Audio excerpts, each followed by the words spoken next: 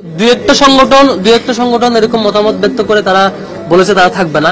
এটা নিয়ে আমরা আসলে বিচলিত নই, এটা খুবই স্বাভাবিক। আওয়ামী লীগের বিরুদ্ধে যখন আওয়ামী লীগ যখন 2014 সালে বিনা নির্বাচনে 153টি আসন বিনা নির্বাচনে দখল করার মধ্য দিয়ে ক্ষমতায় আসছে, ছাত্রদল এবং শিবির যখন যৌথভাবে আন্দোলন পরিচালনার মধ্য দিয়ে সারা দেশে সেই আওয়ামী লীগকে ফেসিবাদ না হওয়ার জন্য, তাদের ক্ষমতা থেকে হটানোর জন্য আন্দোলন পরিচালনা করছিল, তখন এই নির্দিষ্ট গ্রুপটা আমাদের সেই আন্দোলনকে ক্রিমিনালাইজ করেছিল। তারা ক্রিমিনালাইজ করে এই আন্দোলনকে সন্ত্রাসী আন্দোলন আখ্যা দিয়ে 14 সালে আওয়ামী লীগকে এম্পাওয়ার করেছে এবং আওয়ামী লীগকে ফেসিবাদ হইতে লং টার্মে এম্পাওয়ার করেছিল।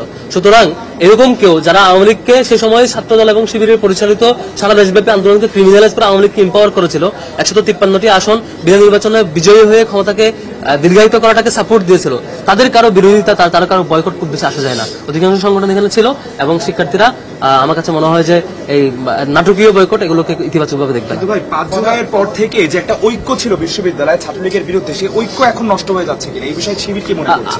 এবং অনেকেই বলে, অভিযোগ জানায় যে আপনাদেরকে অনেকেই ব্যবহার করে, জোট গঠন করে, কিন্তু পরবর্তীতে আসলে আপনাদের সাথে বৈঠক করতে চায় না। এই বিষয়ে আপনাদের অবস্থানটা কি?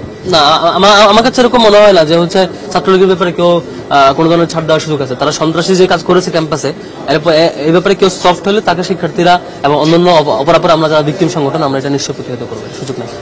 Thank you.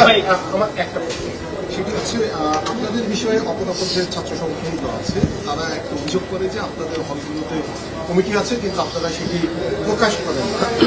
যদি আপনাদের কমিটি থেকে আপনাদের কমিটির যে লেয়ারগুলো আছে আপনারা যেটা সেগুলো আপনাদের এখন এই সময় প্রকাশ করতে সমস্যা কোথায় এবং আসলে কি আপনাদের কমিটিগুলো আছে? ভলান্টিয়ার তো ফিক্স না। ভলান্টিয়ার জিনিসটা যখন যে কাজ বাস্তবায়ন হয় সেটার জন্য ভলান্টিয়ার করা। আপনি আজকে সাইকেল রেডি করবেন, বাস্তবায়নের জন্য ভলান্টিয়ার লাগবে, শিক্ষার্থীদেরকে রিসিভ করবে, টি শার্ট দেবে। আজকে আপনি কুরবানি ফেস করবেন, আজকে ভলান্টিয়ার লাগবে। তো এই ভলান্টিয়ার তো আসলে ফিক্সড কমিটি না, কমিটি তো একটা 1 বছরের কমিটি হয়। তো এই কমিটির ব্যাপারে আমরা যেটা বলেছি, শিক্ষার্থীদের ম্যান্ডেট যেদিকে যায়, শিক্ষার্থীদের মতামত যেদিকে যায় সেদিকে আমরা করবো।